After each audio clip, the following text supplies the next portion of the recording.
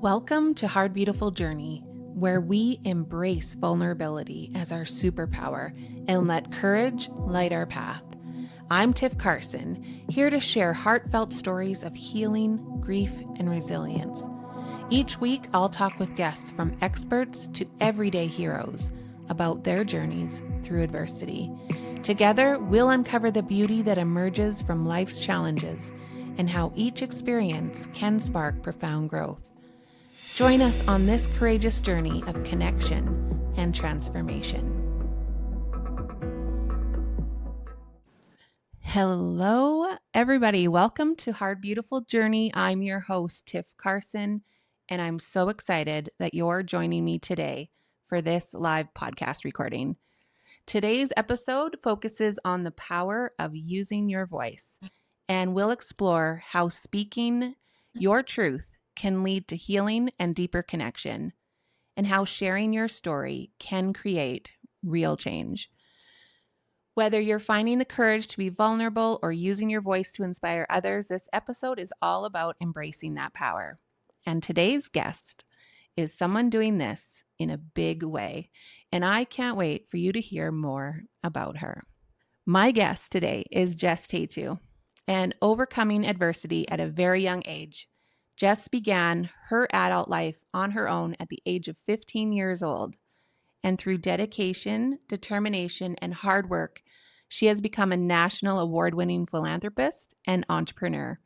Jess is the sole owner of 5 Just For You Days spas in Saskatchewan and Alberta, founder and CEO of Leah Reese Canada, which is Saskatchewan's beauty brand, founder and CEO of Iconic Betty Jewelry, founder of Jess Tetu Consulting, and founder and CEO of 471 Recovery Resources, which is a not-for-profit charity that she's created. And she was named one of Canada's top 40 under 40, awarded the Saskatchewan Entrepreneur of the Year Award, honored with the YWCA Women of Distinction Award, and most recently received one of Canada's most coveted awards when she was named one of Canada's most powerful women. Welcome to the show, Jess. Oh my gosh. I am so excited to have you on my podcast. I've been talking to you for a while about it. How did I find out about Jess? Well, it's an interesting one, actually. I found out about Jess from my good friend, Andrew Gardner. And I used to go to school with him in Shaunavon, and he was doing some work for you on one of your spas. I think it was the Saskatoon one. I can't remember which one it was. And and he introduced or showed me some of the stuff that he was working on. So I looked you up, and ever since then I was following what you were up to. And then I saw you at the Manifest Tour in 2022 with my mom and my sister. And that was the first time that I got to hear you speak. And I got to tell you, all 3 of us were like ugly crying.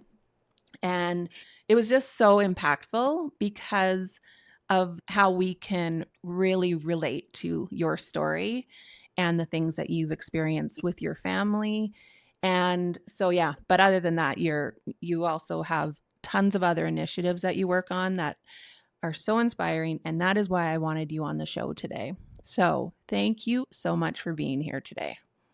Well, thank you so much for having me. I always love getting to have new conversation, and this is just awesome.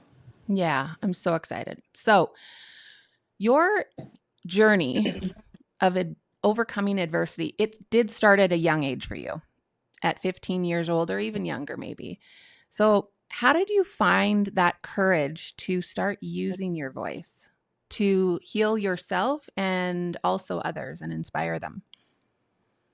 You know, it was never something I set out to do. I never wanted to be a public speaker. It wasn't something that was like on my, dream list, goal list. Never. I had such bad social anxiety as a kid that I never would have pictured myself standing in front of people talking or sharing, even being on something like this would have terrified me. But, when you're in chaos like I was growing up and into my younger, teenage years and into my first years in my 20s and when things were really, really difficult, you don't really know you're in it, until you're Mm-hmm. out of it.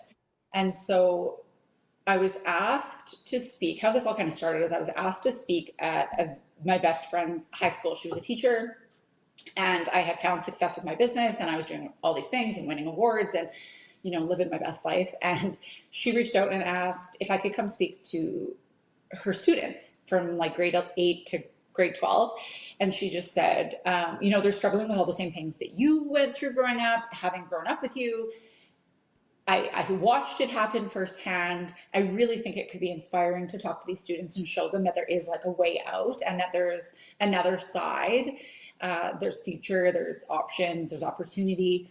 And she thought that it would just be really beneficial for these students to kind of hear my journey. Now, that was the very first time I ever decided to kind of just open up about everything. Before that, because of the success of my business, I'd been interviewed, of course, and like things like that, but I'd never really shared the dark side, the hard stuff, Mm-hmm. because I was so ashamed of it all. And so that day in Westlock, Alberta, speaking to those students was the first time I ever really just faced it and just brutally cracked wide open and shared it. And the reason I had the courage to do so that day was because I looked into the crowd. She had told me like specific kids in the crowd to connect with, that this family was going through this family was going through this, and so I really knew they needed it, and I knew that they needed to hear me that day. And so I just kind of poured my heart out. I cried because like I said, I had never shared any of that, but I knew it was a safe space. Nobody was recording it. I thought, to hell with it, I'm just gonna share. I did ask my father's permission to talk about his addiction. That was something that was really heavy in our family and a lot of the cause of most of the chaos. And he did give me permission. He said that if I could help these kids, that I should. And so, having done that with his permission, I just felt like I could, wear my heart on my sleeve and just open up. And I did so. And the response was unbelievable. And it changed my life, and it changed the direction that I wanted to take my future, simply by the feedback of these kids, of them saying, thank you. I felt like you were talking directly to me. I felt like that was my story. One girl, I'll never forget, said, I never recognized or realized that I don't live in this household. Her family was struggling with addictions forever. It's not forever. I only have a couple of years, and then I have the rest of my life. She's like, I'd never really thought about it that way. I thought this was the only thing I knew. This was all I was ever going to know. And you gave me hope and courage and opportunity and excitement for my future. And that kind of just stuck with me. And it got me braver and braver to talk about it, because I recognize how so many are going through the same thing, and how much other people needed to hear they weren't alone. And so when I looked at those kids in that gymnasium that day, I just saw myself, and I thought, God, if I could talk to my 15-year-old self again, when I got on a bus at 15 and left by myself, what would I say? How would I want her to feel so she didn't feel so alone and terrified? And that kind of became the purpose, and the shame started to go out the window, and the fear started to kind of just disappear.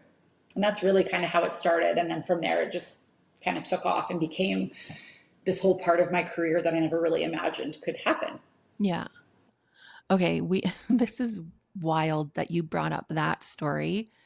You guys, I didn't know she was going to bring up that story. So, I was just in Shaunavon, Saskatchewan 2 weeks ago, and I gave my first keynote to a high school for grade 8 to 12s, and the same thing was happening for me. I went into that room. Before I went into that room, I said to myself, find that person that was like my brother or like me.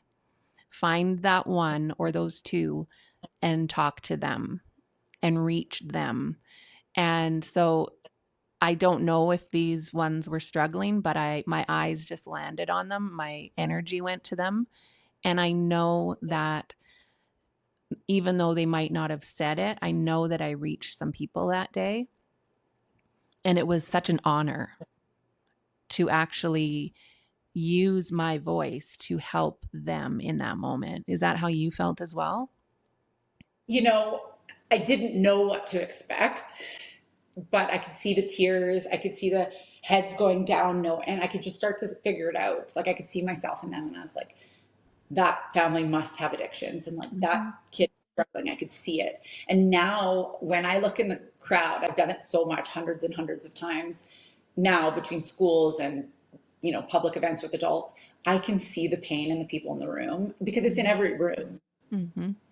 everywhere. It's in every Everywhere. office, Yep. every building, in every city, in every country in this world. And so I can see it though. I can feel it. Like it's like I can connect with them. I know that sounds probably really silly, but I can tell Mm-hmm. when someone at a table connects with something that I'm talking about. And it's not just because of the tears. I can see the signs of like head drop. I can see the, tightened face of like hide your emotion from the people around you. Mm-hmm. Secrets Mm-hmm. are probably holding or hiding. And I can feel that. And so I just try to say, like, if there's one person in this room that I can help, God, I just gotta try. Mm-hmm. And the feedback after is that I always have. I've been able to connect to these people and help them, and that has kind of fed why I continue to do it and why I will never stop doing it. Is because I know, there's a 15-year-old young Jess out there that needs to hear this, and a Mm-hmm. 20-year-old to hear, and a 25-year-old Jess, and an entrepreneur Jess, and all of the people that might not have the exact same story as me, but have something that relates in terms of adversity. Mm-hmm. And that just is why I'll never stop Mm-hmm. sharing my voice and encouraging others to use their voice as well. And you encouraged me indirectly in that room in 2022. And I actually remember saying to my mom and my sister, I'm going to do that. I'm going to Amazing. be on one of those stages and I'm going to be doing what Jess is doing. And I didn't know how or I didn't know when, but I was just like, okay, no, I know I can do this and I've got a story to tell. And it was just getting that courage and working my way through it, right? So, in your entrepreneurial and all your philanthropic, I can't say that word very good, ventures. Philanthropic. Yeah, there you go. You say it. You've built platforms where your voice resonates with so many people. How has being vulnerable and open with everybody about your personal struggles impacted the things that you're doing and how you lead people? I mean, I think there's positives and negatives to this. I've learned so much over the years. I see people more as humans now. I think I'm more sensitive to it for sure and more understanding. But because like as a leader, because I do try to see the best in people, and I try to like understand maybe like there's probably more going on at home than we know about or in their personal lives.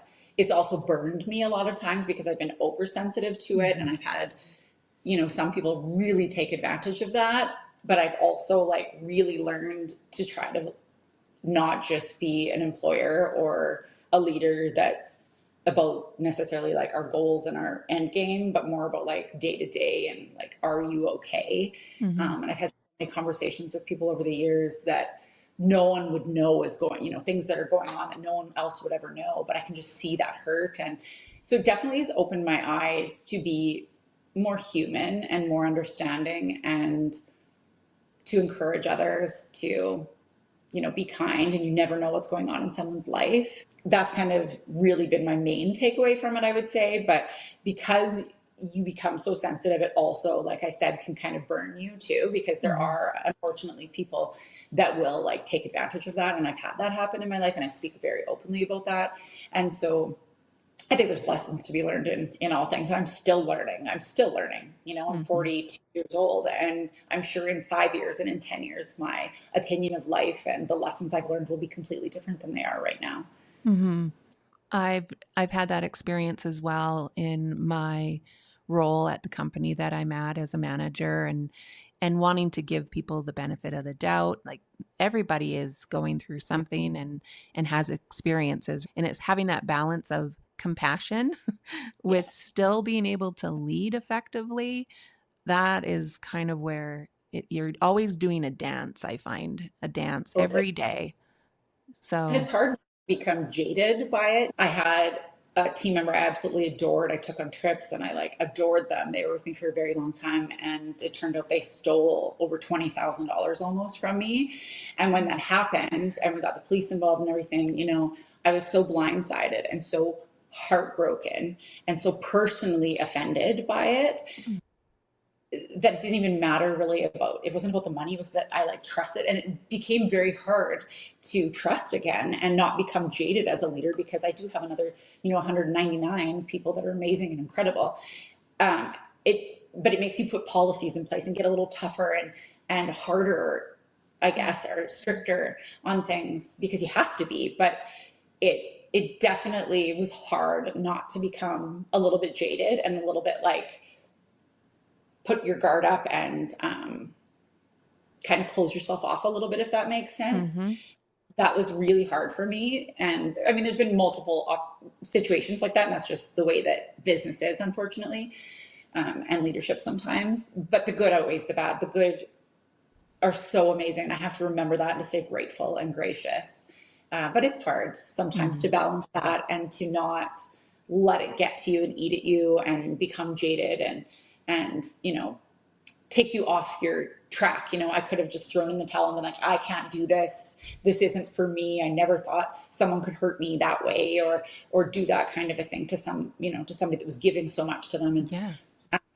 it became really hard to want to be maintain myself as a leader. It's really hard sometimes, but I'm grateful for it, of course, you know, Mm-hmm. but it's kind of a thing that only other entrepreneurs can understand, is what I always Mm-hmm. try to say. Mm-hmm. So They've what been in that pulled you through? Like what made you want to keep going? What in that decision? situation. Yeah. I mean, in all the situations in my life, and I mean, that was just one specific, you know, topic and not something that I really carry around with me much anymore. But, you know, when I look at all of the adversity and all of the things I've overcome in my life and in my career, you know, from childhood to adult, I think for me, the goal of just trying to find the light in the dark situations was really what kept me going, and like focusing on like the good that I did have and the opportunity to turn this into something good. I mean, don't get me wrong, I had my moments of like crying my eyes out, you know. I've had, like, you've heard my story, so I've had a lot of grief in my life and loss, and there were moments where I didn't want to get out of bed, or I couldn't physically get out of bed, and I couldn't go to work and I couldn't function.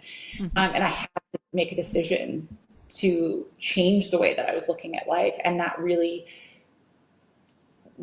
sat with me. I didn't want to live this way. I didn't overcome all of that to just throw in the towel. And so I had to find a way out of that. And in every situation, it's always been, if I look back, that I've tried to find an opportunity to turn it into something good, find light in it. And, you know, when I look at my story of overcoming adversity and addictions and homelessness and all of those things, now speaking in schools, I see the light of it. That's why it happened. That's why it was as hard as it was, is so that I could use it as a lesson and help other people avoid that and help other people get through it.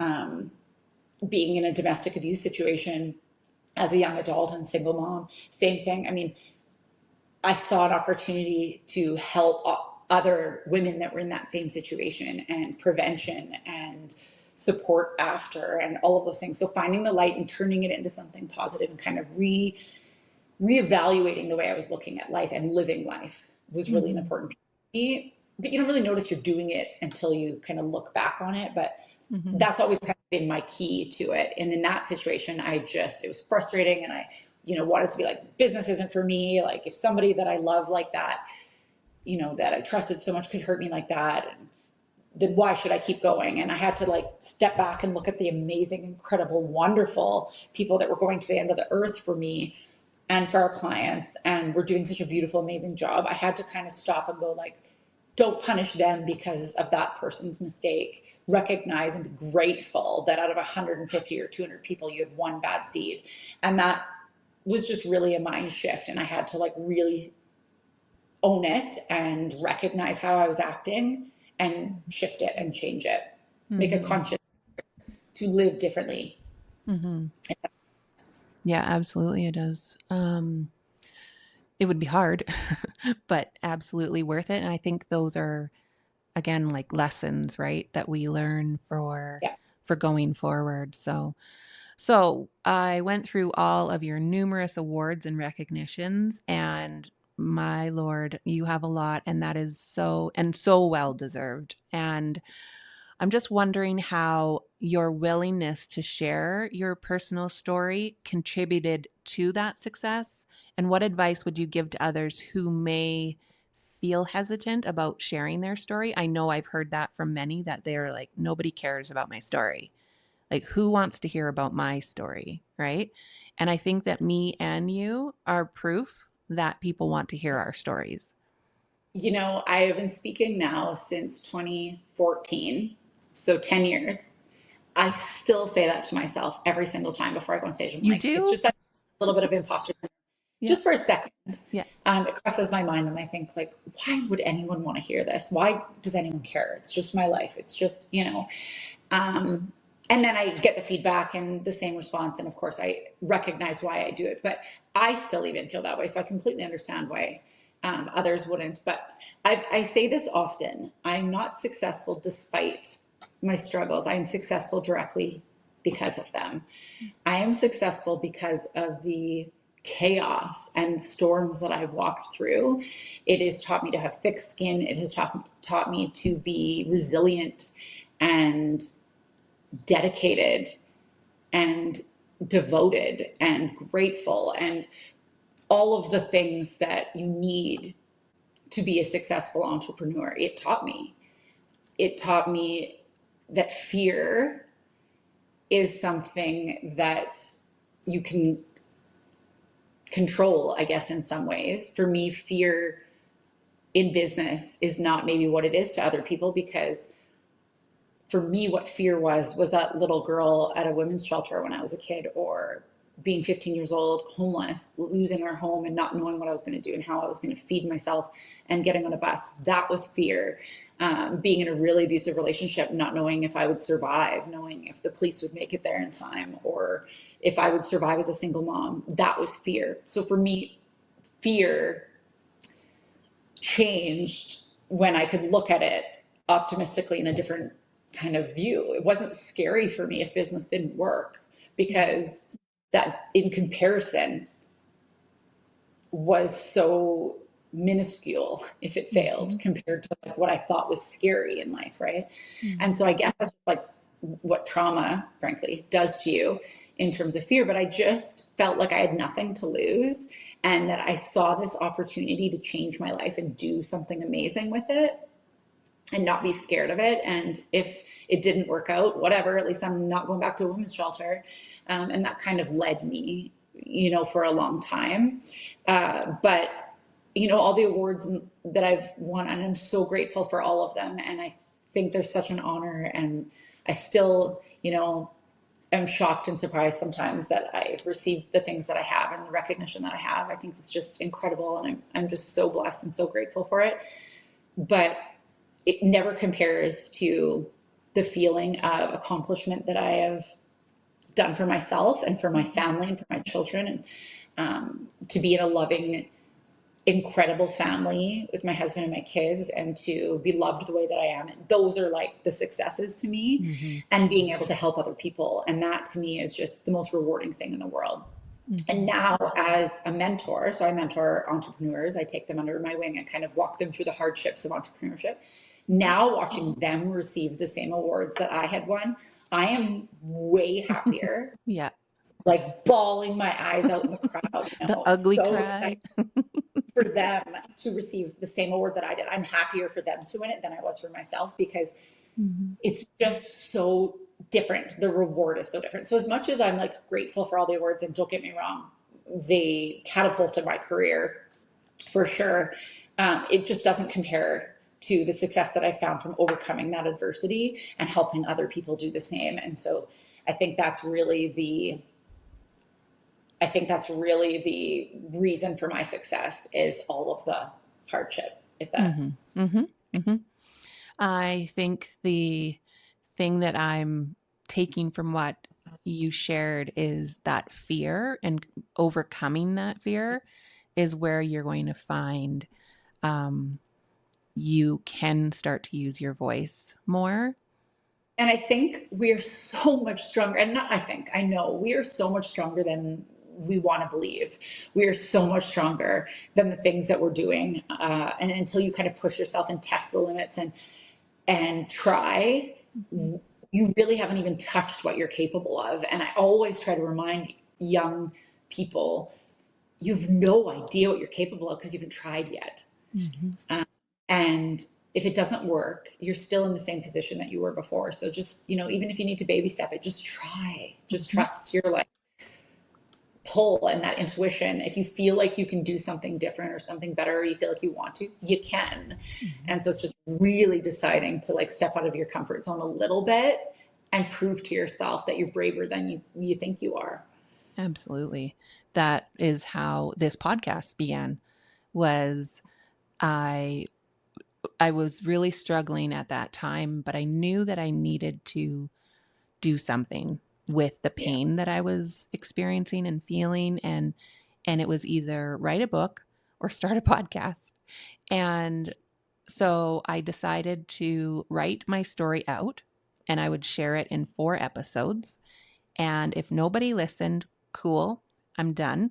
I'll move on.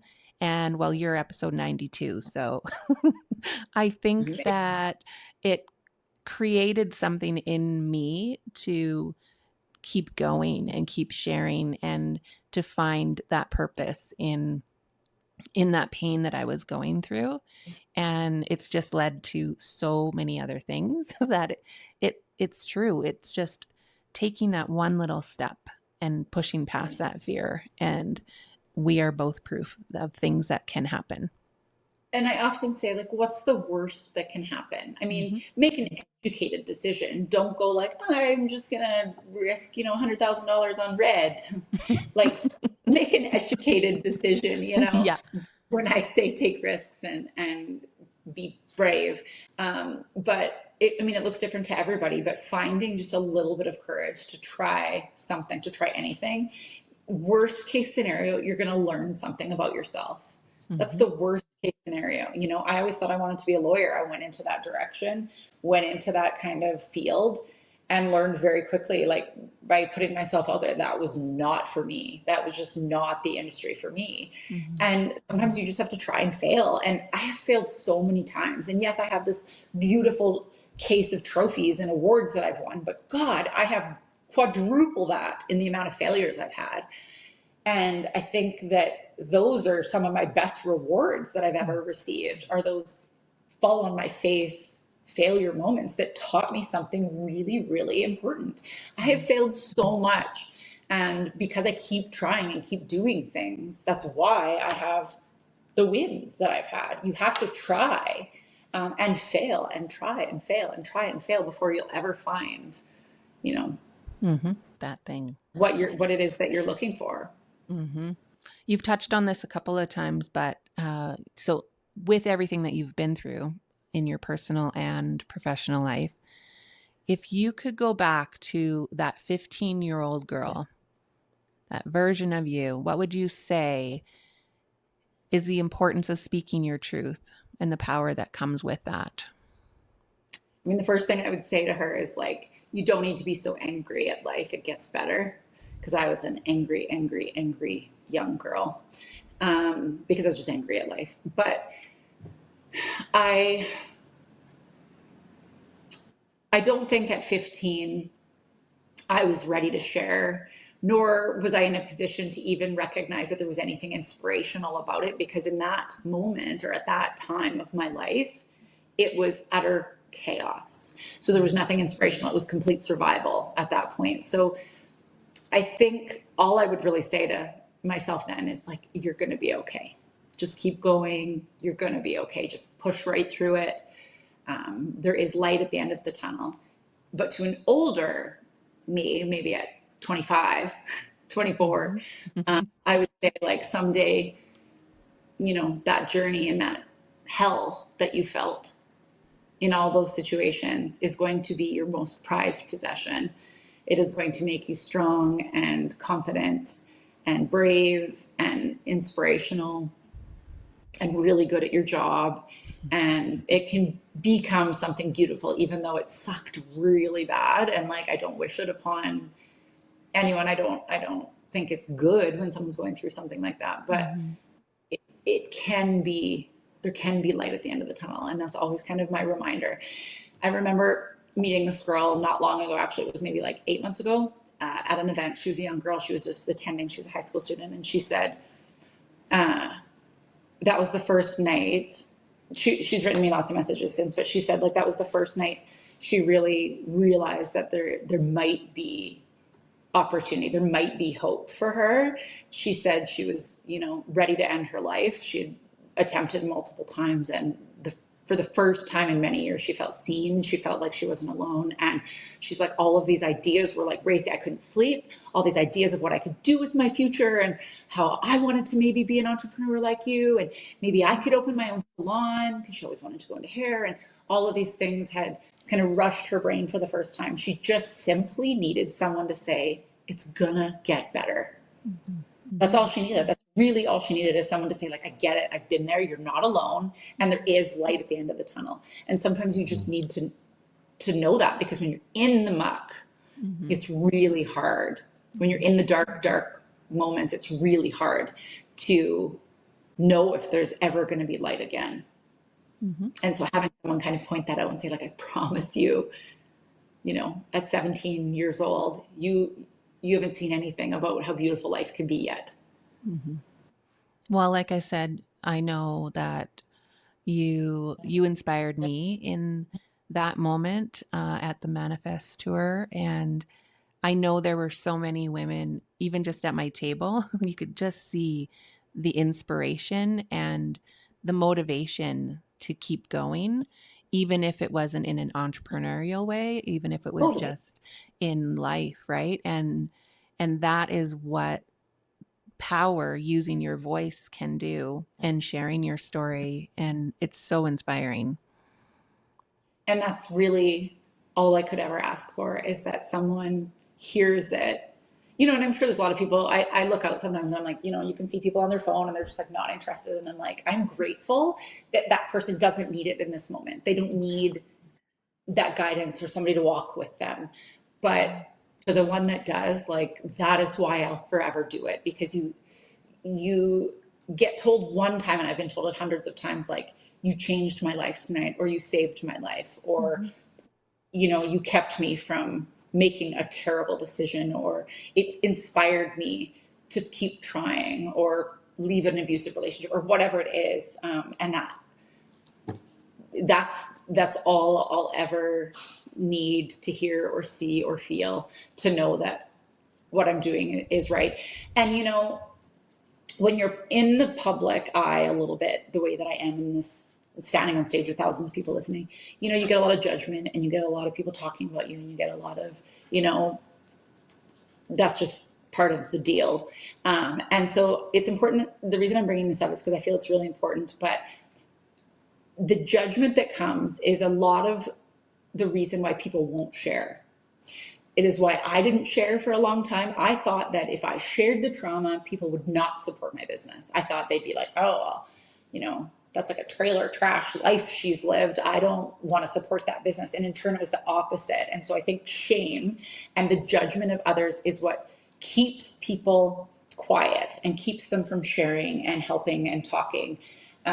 And I bring that up for the simple reason that I think it's important to remind people that, number one, people are going to judge you no matter what you do. If you sit and do nothing, they're judging, they're talking about you. If you are, with an amazing husband, they're going to talk about that. If you're with a bad guy, they're going to talk about that. If you have 3 kids, they're going to talk about that. If you have no kids, they're going to talk about that. People are going to talk no matter what you do. Mm-hmm. They're going to judge you no matter what. I was judged on the car I drove, the clothes, the hand-me-down clothes that we had growing up, and the house that we lived in that we ended up losing. I was judged on those 3 things so much as a kid that I worked so hard to be on the other end, drive a nice car, wear nice clothes, live in a beautiful home. And I'm more judged on those same 3 things that I was then.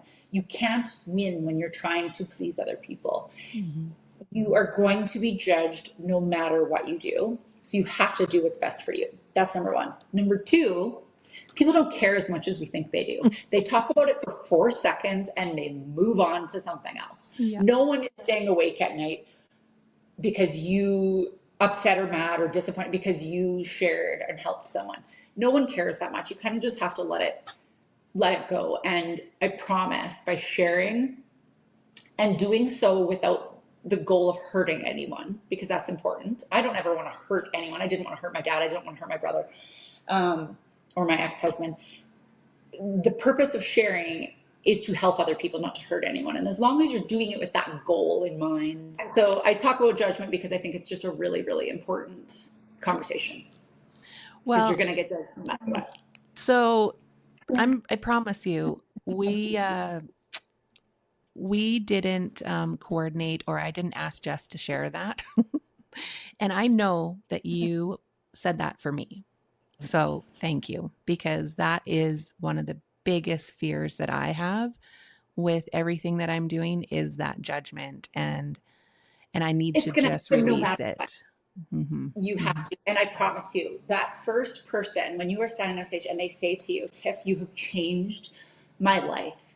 You got me out of an abusive relationship. You helped me go after the job that I wanted for my life. You know, whatever it is, that will quiet the rest of those.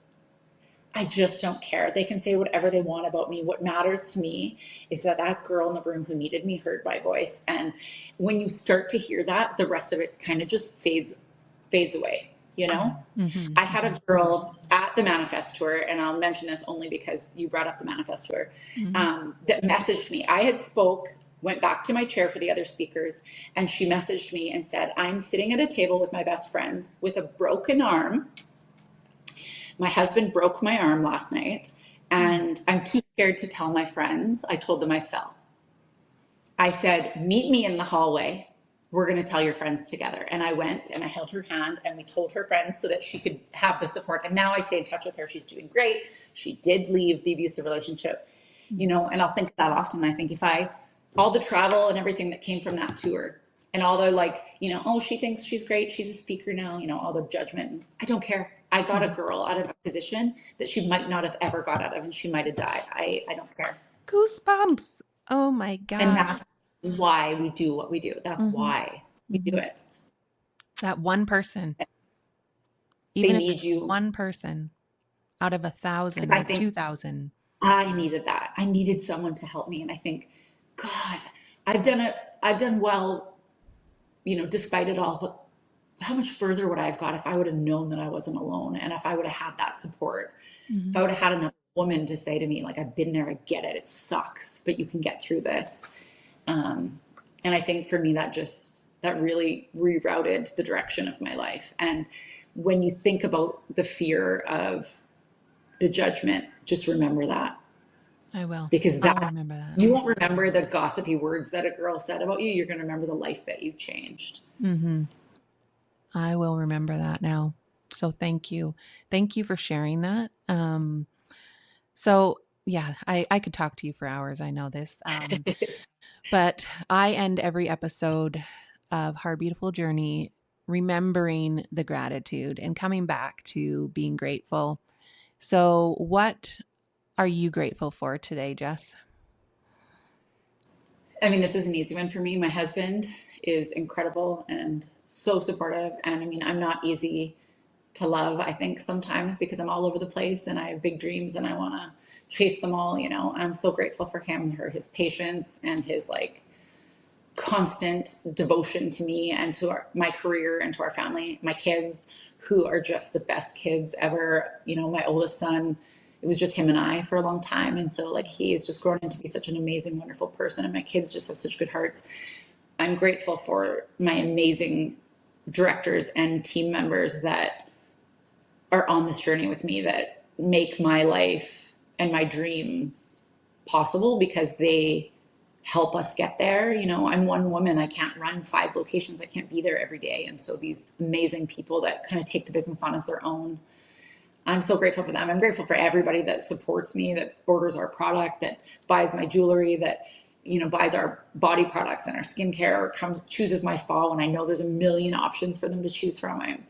I'm grateful every single day because I know that, people have choices and they choose to support me, which then in turn gives me the opportunity to go speak at schools and do the things that I do that otherwise I wouldn't be able to do financially if I didn't have the support of the community. So it's also a good reminder as to why I'll continue to do it is I know that people are supporting me, and I think it's my responsibility then to take that support and support other people and kind of keep it going. Yeah, I'm very grateful for my family and my people. You people. I know what I'm grateful for, and it's for sure that you opened a spa here in Calgary. So it is my 50th birthday coming up in December, Yay! and my sister and my mom are planning a spa day for us. And I immediately know and told them, I know where we're going. So it is at Amazing. Jess's Spa. So I can't wait to experience it. I've heard so many good things about it. So thank you. Good. Thanks for opening that Let me know here. when you go. I love it. It's our newest and it's like my little baby right now. And yeah, it's beautiful. So thank you so much for your support with that. Absolutely. Okay, so we are going to, here is where you can find Jess. You want to give a little bit more into that, Jess? So Jess Tetu is Um, your Instagram handle? Yeah, so that's my Instagram, my Facebook. That's kind of how you find me. That's honestly the easiest way for people to reach me. I do respond to every single message. I mean, I'll do events where there's 10,000 people and I'll literally spend days responding. I will always respond to people, even if it takes me a few days. But that's my personal. Iconic Betty is my jewelry that we named after my adopted grandmother, who had no reason to love me, but she chose to. No blood relation at all, and she just recently passed away. But we have a jewelry line named after her. We dedicate and donate back to multiple charities throughout the year, just because. Leah Reese Canada, same thing. I created this skincare and body line, essential oils, and super fun lines, skincare, and again with the kind of purpose of giving back to the community, and then of course my spas. And so there are 5 locations across Saskatchewan and Alberta, all with the dedication to the community. All of my businesses go back to my why, which is to support the people who support me. Awesome. All right. So thank you, Jess, very much for being here today and sharing your why. Using your voice is so important. And yeah, and just giving people that encouragement and inspiration to start using theirs and see what it can do for your life. So thank you so much. Thank you. Thank you for having me. Thanks. Thanks for being here for this episode of Hard Beautiful Journey. I hope today's episode inspired you to embrace your own vulnerabilities and recognize the strength within you. Remember, every story of resilience adds to the beauty of our shared journey. If you enjoyed this episode, please like, subscribe, and leave a review. Your support helps me spread hope and healing to even more listeners. Until next time, keep shining your light and embracing the beauty in your journey. Bye-bye.